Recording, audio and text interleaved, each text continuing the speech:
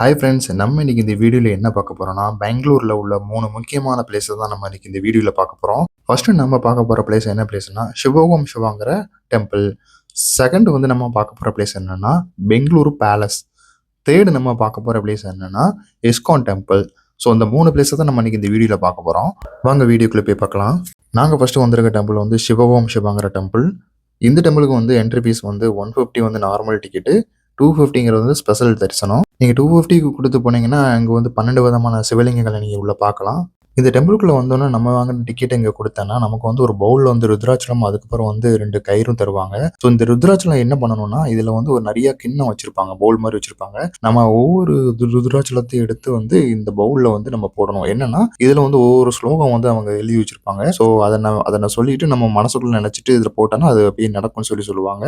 இப்போ வந்து 2 கயிறு கொடுத்துருப்பாங்க. அந்த கயிறை வந்து நம்ம கையில கட்டிடக்கூடாது. நாங்கள் அப்படிதான் தெரியாம கையில கட்டிட்டோம். ஆக்சுவலாக வந்து இது எங்க கட்டணும்னா இந்த மரத்துல தான் நம்ம கட்டணும். நம்மளோட கஷ்டங்களை வந்து நம்ம சொல்லிக்கிட்டு இந்த மரத்துல கட்டினா அது வந்து நமக்கு வந்து பலன் கொடுக்கும். அதே மாதிரி இந்த கோயில்ல வந்து 32 அடி உயரம் உள்ள விநாயகர் சிலை இருக்கு. அது ரொம்ப அழகா இருக்கும் பார்க்கிறதுக்கு. இந்த விநாயகரை வழிபட்டுட்டு அப்படியே மேலே ஸ்டெப்ஸ் ஏறி வந்தோம்னா அங்க வந்து சின்ன குகைக்கு போறதுக்கு ஒரு வழி இருக்கும். இது வந்து ஒரு செயற்கை குகை. இந்த குகைக்குள்ள வந்து 12 விதமான சிவலிங்கங்களை வந்து அவங்க வச்சிருப்பாங்க. ரொம்ப அழகா இருக்கும் பார்க்கிறதுக்கு. இந்த குகையில இருந்து நீங்க வெளியே வந்தோம்னா ஒரு சின்ன சிவலிங்கம் இருக்கும். அந்த சிவலிங்கத்துக்கு நீங்களே உங்க கையால பாலாபிஷேகம் பண்ணலாம். இந்த கோயில் வந்து ஆக்சுவலா வந்து 1995ல கட்டப்பட்ட கோயில் இது. இந்த கோயில் இருக்கிற இந்த சிவலிங்கத்தோட ஹைட் வந்து 65 அடி உயரம். மகாசிவராத்திரி அன்னைக்கு இந்த கோயில் வந்து ரொம்ப விசேஷமா இருக்கும். ஏகப்பட்ட பக்தர்கள் வந்து அந்த கோயிலுக்கு வருவாங்க அந்த டைம்ல. நாம வச்சிருந்த டிக்கெட் எங்க காமிச்சோன்னா அவங்க வந்து நமக்கு வந்து ஊதுபத்தி, அதுக்கப்புறம் வந்து காயின், தென் வந்து விளக்கு பொருத்துறதுக்கான அந்த திரி இது எல்லாமே நமக்கு தருவாங்க.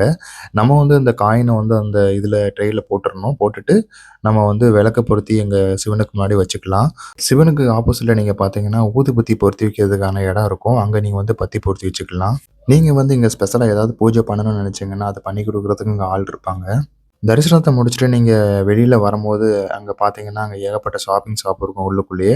அந்த ஷாப்பிங் ஷாப்ல வந்து ஊதுபத்தி, அதுக்கப்புறம் வந்து ஏகப்பட்ட சாமி ஃபோட்டோகள், அப்புறம் சிலைகள்லாம் இருக்கும். ரொம்ப அழகா இருக்கும் சிலைகள்லாம். நெக்ஸ்ட் நாங்க வந்திருக்க பிளேஸ் எங்கன்னா, பெங்களூர் பேலஸ். இந்த பெங்களூர் பேலஸ் வந்து 19ஆம் நூற்றாண்டுல வந்து மகாராஜா சாமராஜேந்திர வடியர் அவங்களுக்காக கட்டப்பட்ட பேலஸ் இது. இந்த பேலஸ் வந்து உள்ள நீங்க விசிட் பண்ணணும்னா, பெர் பெர்சனுக்கு வந்து ₹300 வந்து சார்ஜ் பண்றாங்க. சின்ன குழந்தைங்களுக்கு எதுவுமே சார்ஜஸ் கிடையாது.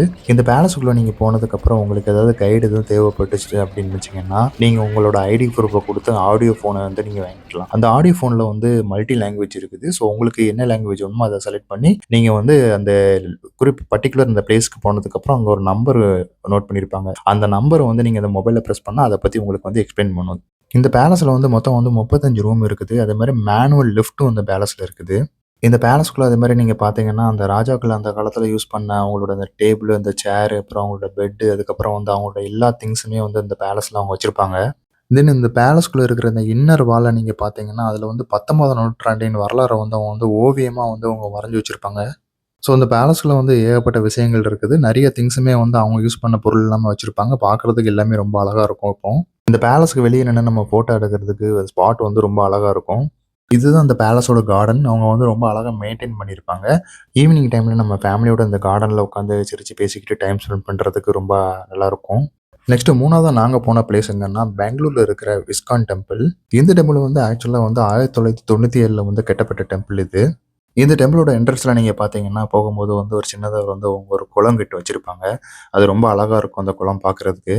இந்த கோயிலுக்குள்ள நீங்க போகும்போது உங்களோட திங்ஸ் ஏதாவது ஹெல்மெட் இல்ல பேக்ஸ் அந்த மாதிரி இருந்துச்சுன்னா, அது வந்து உள்ள அலவுட் கிடையாது. ஸோ அங்க ஒரு லாக்கர் இருக்குது. ஸோ நீங்க ₹5 பே பண்ணி நீங்க உங்க திங்ஸ லாக் பண்ணி வச்சுக்கலாம். இந்த உலகத்துல இருக்க பெரிய கிருஷ்ணர் கோயில்ல வந்து இதுவும் ஒரு கோயில். இந்த கோயிலோட ஆர்க்கிடெக்சர் வந்து ரொம்ப டிஃபரெண்ட்டா இருக்கும். பார்க்கறதுக்கு ரொம்ப அழகா இருக்கும்.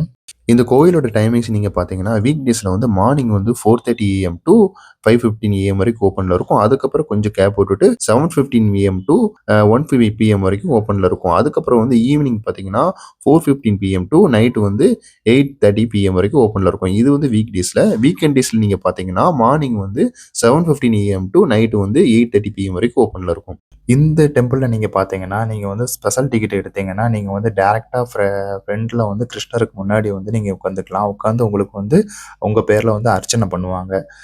நீங்க வந்து பக்கத்துல இருந்து கிருஷ்ணர வந்து நீங்க பார்க்கறதுக்கு வந்து வந்து உங்களுக்கு வந்து தரிசனம் கிடைக்கும். இந்த கோயில்ல வந்து டெய்லி வந்து பிரசாதம் குடுப்பாங்க. நாங்க போற டைம்ல வந்து கேசரி குடுத்துருந்தாங்க. ரொம்ப நல்லா இருந்துச்சு.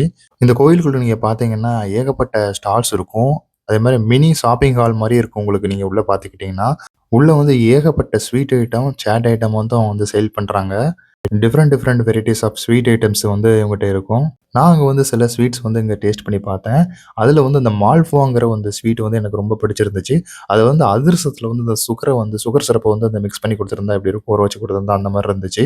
ஓவரால் அந்த கோயில் வந்து ரொம்ப அழகா இருந்துச்சு. ரொம்ப டிஃபரெண்ட்டா வந்து அவங்க வந்து வடிவமைச்சிருந்தாங்க. கண்டிப்பா நீங்க பெங்களூருக்கு வந்தீங்கன்னா, இந்த 3 ஸ்பாட்டையும் மிஸ் பண்ணாம பாருங்க. Bye friends.